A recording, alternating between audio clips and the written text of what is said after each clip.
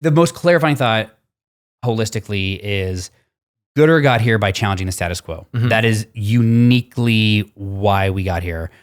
Started in product, went to marketing, and then started bleeding everywhere. And simply put, we have an uncanny ability to take something very typical and make it remarkable. Mm-hmm. And that, like, everything in here touches on that through line. And it can be wild stuff like product, like a pair of sunglasses. It can be how you build a internal team. It's very large, but that is the common thread. Yeah, awesome. So all the typical things just seen from a different perspective and with different strategies applied. Yeah. Welcome to the Culture Goodr podcast with Stephen Leese and Sean Tinney. This podcast is a behind the shades look at creating and changing culture inside of goodr sunglasses. You can live with the status quo, you can challenge the status quo, or you can do what we do at goodr and status the quo challenge. All right, everyone. Welcome back to the Culture Goodr podcast. I'm here with Stephen again. It's been a minute, man. I think it's been a couple months, right? Yeah, at least. Good to be back. Yeah, it's great. We've been off with our mistresses on the podcast. Yeah, exactly. We've been seeing other people. We've seen other people. We have an open relationship. Yeah, that's right. Well, it's nice to see you again, Stephen. So today we're going to talk about a book that you've been writing. Yep. In the background here. So let's hear from you on when did you start, who's it for, what's it about, and why are you writing it? Yeah. Well, it is in any order I want. Any order. So it's a book about goodr's culture. I mean, basically, reason I wanted to write it is I speak at conferences, I do Q&As, and this started back in 2019. When I would talk about our culture, people would just ask questions. I've actually never had every Q&A I've ever done has ran over, like they have to cut it off because people are so fascinated with how we work. Pretty sweet. And so I knew for a while that there's going to be a book in here. But the reason why is to challenge people to create change inside their culture, right? I don't care if you're a CEO, if you're a solopreneur, an entrepreneur, if you have a team of 5, if you lead an HR team of 15, you can actually create change. All you really have to do is get comfortable with challenging the status quo. Yeah. And so, yeah, it's to challenge people. I'm writing the book for me. I mean, I want to write the book, but I'm writing it to change makers. I want it to people who know there's a better way to do something. Maybe they need ideas. Maybe they need a pat on the back. Maybe they need a kick in the ass, whichever it is. Right.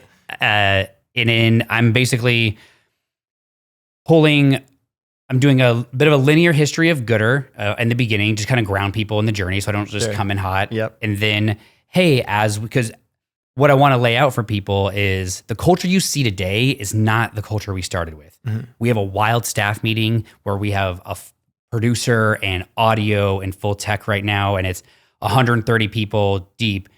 That started, it was called TWC, but that started with 7 people around a Google Sheet. Yeah. And we just evolved it. And so I want to like ground people in like, hey, I don't want you to think, well, I can't do that. It's like, you don't have to do that. You can start anywhere. And so, yeah, so I'm pulling people through and just showing them examples of things that were typical and we made remarkable. Mm-hmm. Could be product, could be marketing, could be a staff meeting, could be how we use Slack, could be how we review people. Yeah. Anything and everything. Right on. So they always say best time to plant a tree was 20 years ago. Second best time's today. We happen to plant ours about 8 years ago, and you're like showing how it grew up. Yeah. Exactly. It's I've been putting pen to paper since August of 22, but also, the 11 years of failure that led to starting goodr. Sure. And then the past 8 years of goodr, tons of talks. So yeah, it's been, this seed's been growing for a while. Yeah, exactly. Well, so you said you're writing it for you, right? Yeah. Or anyone like you. I imagine the process of writing has actually been pretty clarifying for you personally, yeah?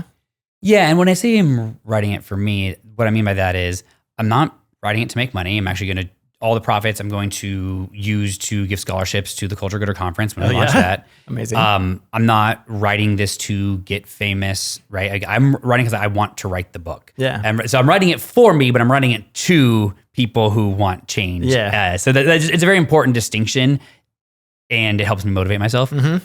Like, as I was just saying off mic, that I woke up at 2 this morning, just wide awake, and just went downstairs and started writing because I love doing it. Yeah. What was the question that I dovetailed out of? Well, so right, we'll just land right back in perfectly. So you have gone through the process of clarifying things for yourself by writing this book. So what has become clear to you along the way?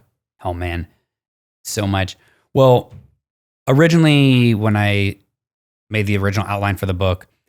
I wanted it to be more like Your Turn by Seth Godin, where it was a visual, almost coffee table book where there's little vignettes, little stories you can kind of take here and there. But as I started writing, I realized this doesn't do the journey justice.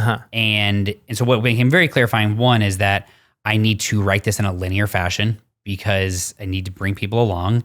So that just in the book writing journey, I mean, I think constantly I'm surprised. I'm like, oh, wow. Yeah, we used to do that or that happened. Yeah. I think, for example, this morning I was doing some rewrites, and in 2018, when we launched our third model of the runway, it crashed our website.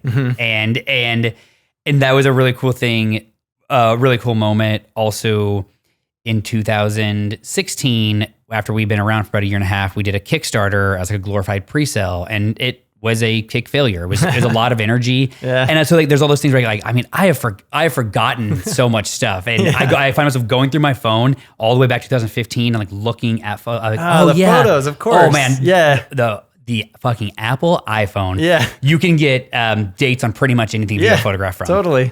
But yeah, that's genius. That's a great way to remember things that have otherwise been lost to the sands of time. But I think that the most clarifying thought holistically is goodr got here by challenging the status quo. That is uniquely why we got here. Started in product, went to marketing, and it started bleeding everywhere. And simply put, we have an uncanny ability to take something very typical and make it remarkable. And that, like, everything in here touches on that through line. And it can be wild stuff like product, like a pair of sunglasses. It can be how you build a internal team. It spans a lot of different, it's very large, but that is the common thread. Yeah. Awesome. So all the typical things just seen from a different perspective and with different strategies applied.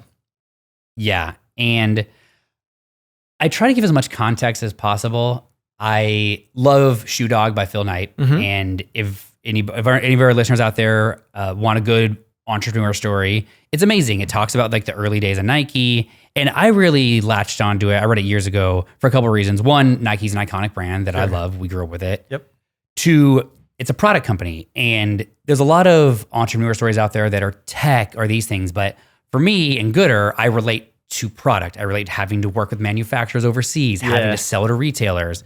And then Nike got their start in the run world, and so did we. And so for me, I really connected to it. But the one thing that I wish was different about it was more context and some more details. Like, hey, a little bit more linear. Was this year 5? Was this year 10? How many people did you have at Nike at this time? Was it 3 of you? What? Actually painting the picture a little bit clearer. And so when I've in my rewrites, when I finish a year, I give high level stats like, all right, this is our growth percent wise. I don't share revenue dollars because we don't, but like, this is how much we grew. This is how, this is our staff size at this point. This is how many retailers we had. And I basically cherry pick data points so that the reader can ground themselves in what's going on in our world. Yeah.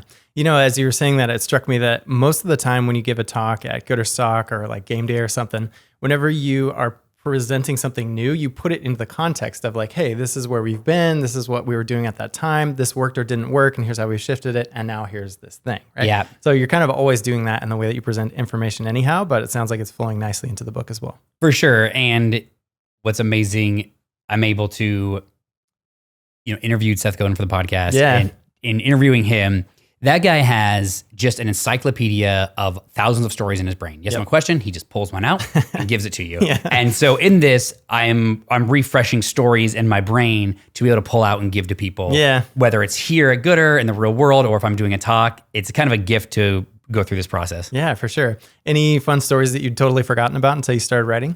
I think the hard thing is there's a lot of fun stories that are not going to make it in the book because they don't support the cause of like showing change. Yeah. And we've done a lot of weird random shit over the years and I love it, but it's not going to serve the user. And so there's a cutting room floor that's pretty large. I can't even remember. Our first TRE, so TRE is the running event, is for run specialty retailers. We went there in 2016. we had no money at that time. I was still working. I was not getting paid by goodr. And for that trade show, we bought golf bags on Amazon and bought Southwest airline tickets because you can, at that time you could check golf bags for free. So each carried on 2 golf bags, Ben, Carrie, and I. The booth was inflatable toys, an inflatable flamingo, giant inflatable, like basically pool toys, because you can deflate those, shove them in bags. Yep. It's really easy.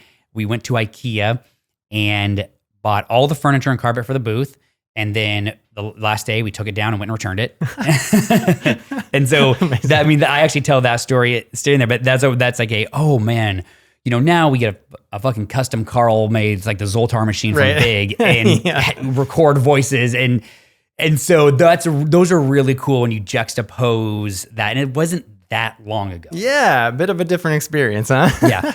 Cool. Well, I think that just speaks to like the slight edge approach, right? When you consistently apply your attention to something and you're constantly trying to challenge the status quo, you did that in ways that you could afford to at that time. Yeah. And it worked, I'm sure. And then now we have different options and we're doing them however, kind of the max version of whatever that is at each point in time. Oh, always. This podcast, this year we've really turned it on. Yeah. And when I think about the quality of podcasts that we put out actually at the beginning of this year compared to now, it's quite leveled up. Yeah. Writing's no different. I handed over the first draft in January, got the edits back from the editor, and I've kind of been sitting on it because I was baking something that needed to rise. Yeah. And it actually helped me clarify my thoughts. But what in that I now have been doing rewrites and reshuffling stuff around. When I go back and look at the stuff I first started writing back in August, I've been rewriting those chapters completely over because the amount of hours I got in 6 months of writing, it's exponentially better at the back end. Right. So getting better. And now I'm like, oh shit, well now that's not good enough. I imagine that's going to be an infinite loop. At some point, you're going to have to call done is better than perfect. For sure. Yeah. Yeah. So in approaching this draft, Stephen, did you just like essentially vomit it all out, like go story after story and then like, okay, I'll just look back at these later? Or did you try to get one story kind of perfect to set the tone for yourself and then go from there? Yeah, I started talking about this seriously in 2021 and kind of fucked around. And in early 2022, realized, no, I need to be held accountable. So asked Hannah and Hansi to hold me accountable, put together a project plan. And I set aside a week in August. I'm like, all right, well, this is the first week. I'm going to have this week. I'm going to get a huge chunk done and then keep going. But in the meantime, I created an outline. I did the who's it for, why am I doing it, all that stuff, what's the through line. And then I created a framework. It was 42 chapters. And I basically was like, all right, I want the origin story. And then I just did a grid form of things that spoke to different things in our culture. And I'm like, all right, AMP, TWC. And I put it in there. And then basically every time I would sit down and I would just go in order. Yeah. And I would just write that chapter. And some days it would just flow out. Other days I'm grinding. Yeah. I am grinding. And I realized I can't write in 1 hour chunks. I need about 2 to 3 because I need to get going. Get the flow going, yeah. But yeah, I was really, even halfway through the first draft, I realized that I was gonna have to change a bunch. I didn't like the structure, but I told myself, just get this first draft out and then hand it over and then you can come back and change it. So I was really good about that, but it was really just basically, here's the outline. I blocked off the time every morning. I was waking up early before work and writing about 3 hours a day, all of, basically August through January of 22 to into 23. Yeah. And so I just made a framework, went through it. And, once I hand over the first draft, I'm like, well, I'm going to write a book. Like at this point, it's kind of like when you run a marathon, you're like, I'm 22 miles in. Like it's happening. Yeah, exactly. Man. Well, you just kind of smoothly glossed over the fact that you managed to create that much time for yourself. You showed up every day. Did you have like a word count goal or just hit the chapter and done? Like how did you hold yourself accountable? I had to leave my house at a certain time to come in to go to run a company. Yep. And so what I did was at the end of last year, had Hannah, I moved everything in my calendar where I didn't, we don't have meetings Monday, Wednesday, Friday. Monday do my weekly review, so that's off the table. Yep. But blocked off everything on Wednesday and Friday possible until 1, and then moved everything on Tuesdays and Thursdays. I wouldn't take a meeting before 10 so that I can get up at 4, write 3 hours, and then work out and come in. Yeah.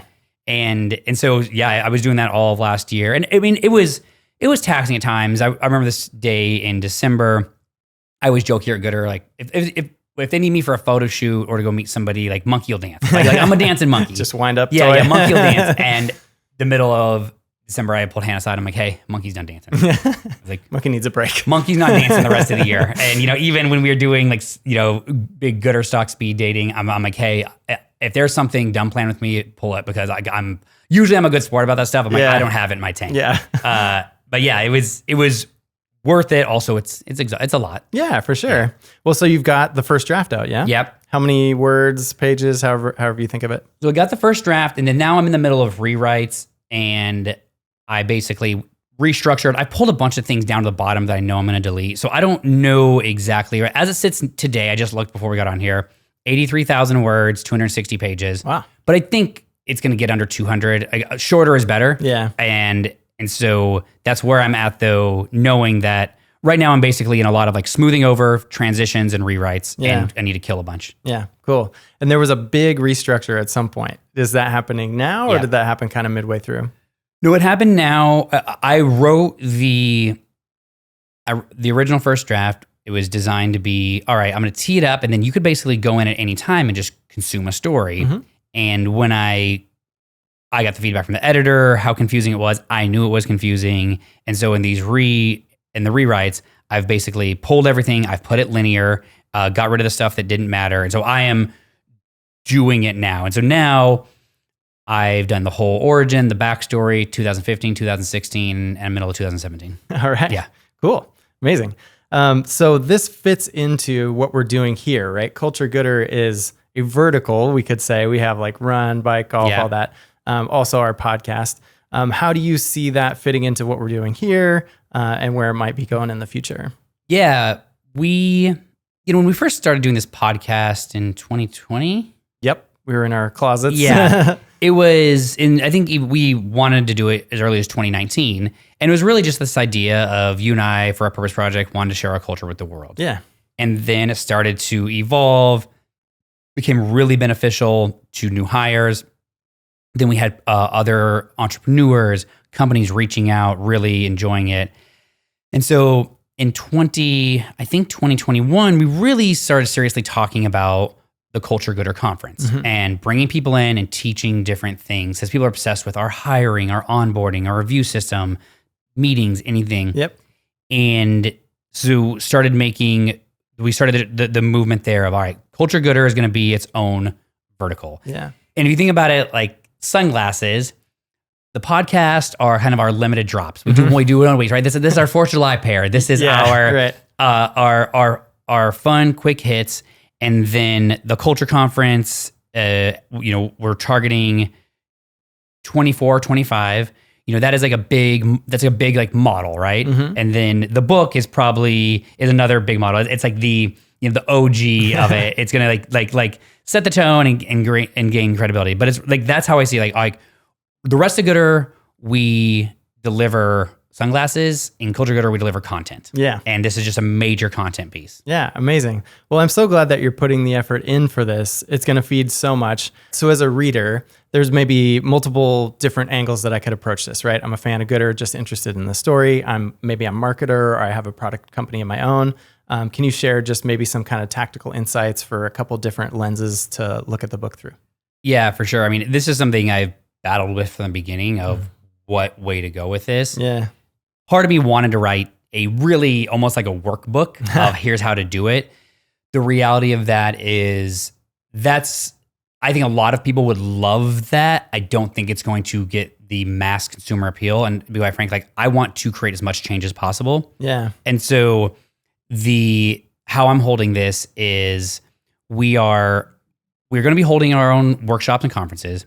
And this is so it starts with product because we are a product company at our core. And so it talks about that journey, and it doesn't say, hey, do X, Y, and Z. But if you're paying attention, you're just like, oh, that's how that's done. Right. Like, that's how that marketing. Oh, got it. I weave in like lessons throughout there. There's a constant thread of like, this is what was typical and here's how we made it remarkable. And in the beginning, I call out and I lay this out in a very simple way of, hey, anything that you want to change, identify the 3 things that are typical. All right, marketing. For us, we thought marketing was boring. It was lame, boring, and predictable. And so ours is irreverent, absurd, and stands out. And so then you take those things and then you start building projects against it. So I lay that out. But as we do this, we are going to do a number of things. One, we will have like PDFs that will be worksheets attached to it. So it's like, hey, if you want to learn how to do this, here's the link to the PDF. Sure. You want to learn how to do X, Y, and Z. Certain people will take that, like an entrepreneur is going to take that, or somebody who's running a company is like, I want to know how that works. Yeah. For TWC, I'm going to have Hannah do a complete run of show. Here's what it looks like. These are the people you need to do. That is going to be on the side. Yeah. And that'll be at the end of each chapter where there is an add-on that will be available. That's also going to be content that we will be using inside the workshop. For sure. And so really, to answer your question, it challenges people to think differently. It walks them through our lens, and you can take what you like from it. The reality is, I didn't get an instruction manual for goodr.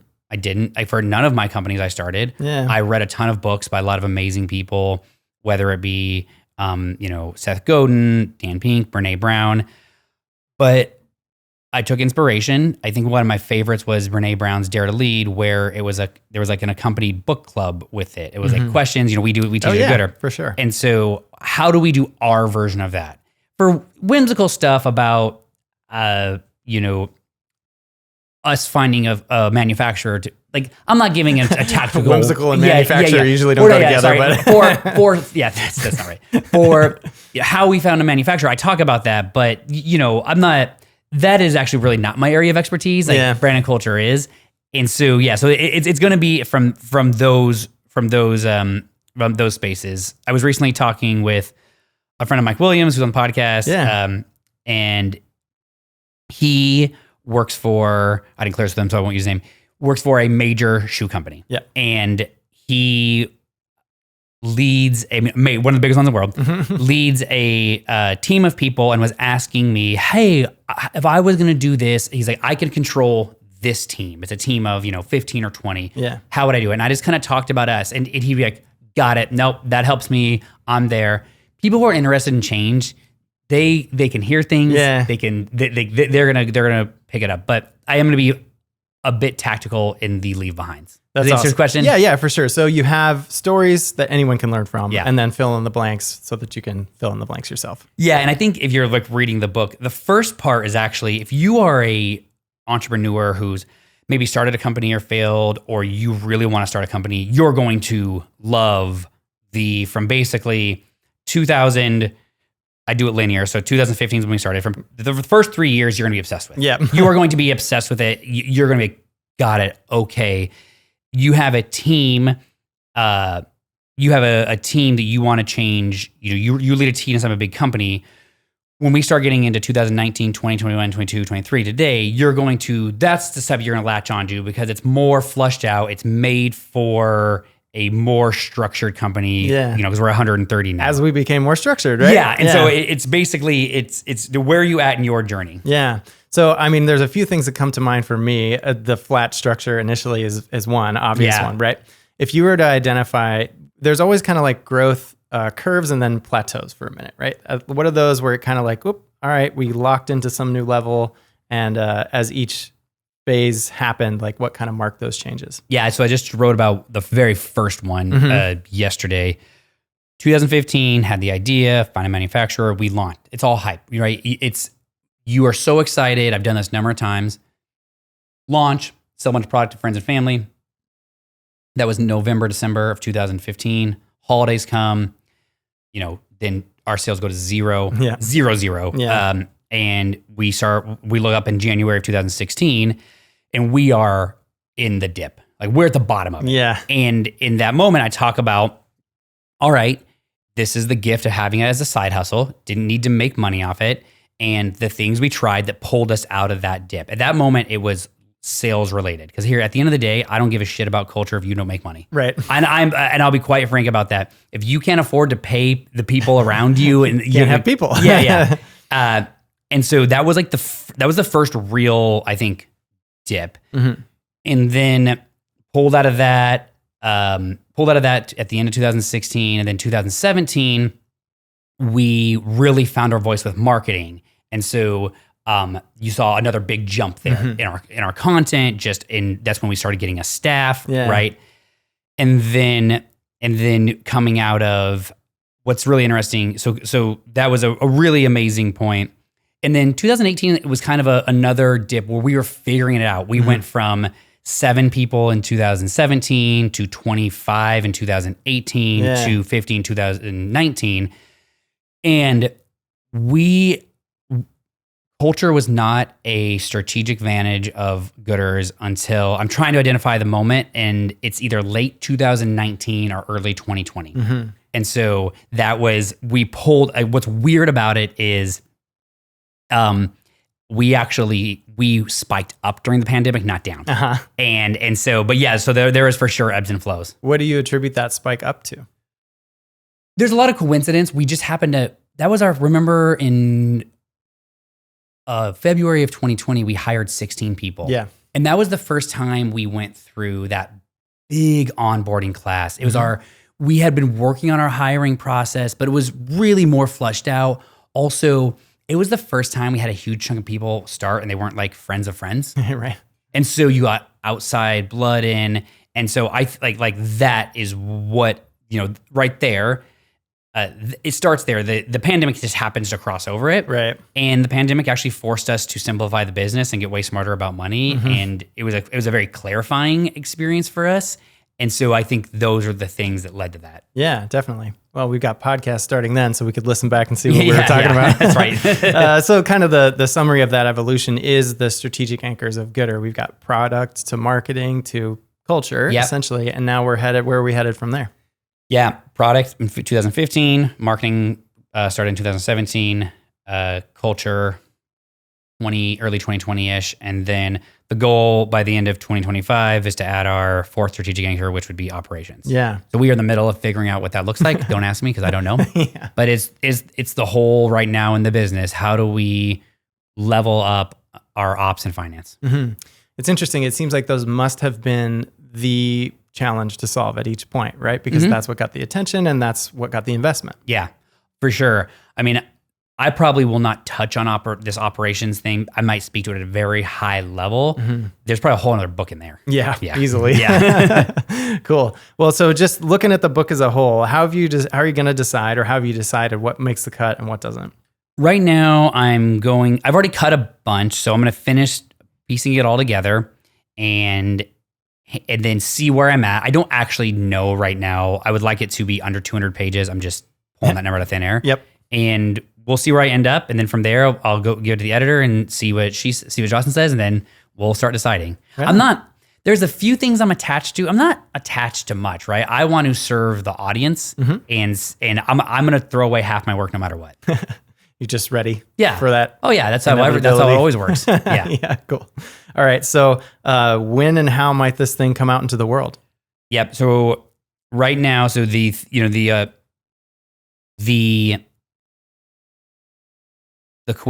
commonality, right, is that we challenge the status quo. When we were looking to make a tagline for the podcast a couple years ago, we kept coming back to this is what everything has in common, but challenging the status quo is a really lame tagline. And so came up with, status quo challenge, which certain people hate. Like it actually is a jarring experience. And I kind of love it because fucking change is hard. Right. I'm sorry. It's hard to do what we do. And so the book's gonna be called Status Quo Challenge. Yep. I'm toying with like tag the subtitle, like, how to build a brand and change a boring, typical culture to a remarkable one. Mm-hmm. By Stephen Lee, CEO and co-founder of goodr. So I'm just looking at the cover right now. Yep. The hope is to drop it at the end of this year in November. Mm-hmm. And so that'd be in time for the holidays. It'll be available on goodr.com, Amazon. If you are subscribed to our email list, you will know about it. And as we have a date, we will be talking about it more on this podcast. But that is the hope for now. Also, that's a made up date, not attached to anything. Yeah, I was going to say, is that hell or high water, or like how is it going? Yeah, we don't have a publisher. I purposely was like, once the book's done, we will shop it if somebody wants to publish it. I'm happy to do that. But didn't get a publisher from the beginning because I want to write my book. Yep. And I'm not trying to, I don't need to make money off of this. And so I think when it's done, we will try and shop it and see what the publisher world is like and then make a decision there. Yeah. So much like our mantra, the goal is not to be liked and get picked by a publisher, authentic self-expression. For sure. Yeah. Yeah. I mean, I would love a publisher, so don't get me wrong, but I don't need a publisher. Anybody listening, get in touch. Yeah. I really would like to be a New York Times bestselling author. Yeah, it's a hard thing to do, but I would like to do that. Yeah. I'm not like right. Well, they say everyone wants to have written a book. Nobody wants to write a book. You've done most of the hard part already. So it's looking good. Sure. Cool. Well, anything you want to circle back to before we jump? No, I would just say if anybody out there who has a book in them, it is, I would say, somewhat easier than you think. If you outline what you want to talk about and then carve out the time, I am not a talented writer. I'm awful grammar, awful at spelling. I think I'm decent at writing now, but I just would encourage anybody who has that out there. It is very possible to do and obtain. If the person who barely graduated high school and college is going to publish a book, you're going to be good. Right. Yeah. You can do it. You can believe in yourself. Cool. All right. Also buy a pre-sale when it's available. Yeah. Heck yeah. Awesome. All right. Well, thanks, Stephen. Thanks for listening, everybody. Until next time, be excellent to each other. Thanks for listening to the Culture Goodr podcast. To submit questions for the podcast, learn more about our culture, and learn how you can status the quote challenge, head over to goodr.com/culture. And don't forget to subscribe to us wherever you're listening, including on YouTube, where you can now watch all of our new episodes. Who knows? You might even catch a glimpse of Carl at our headquarters if he's not already passed out at the tiki bar from all the margaritas.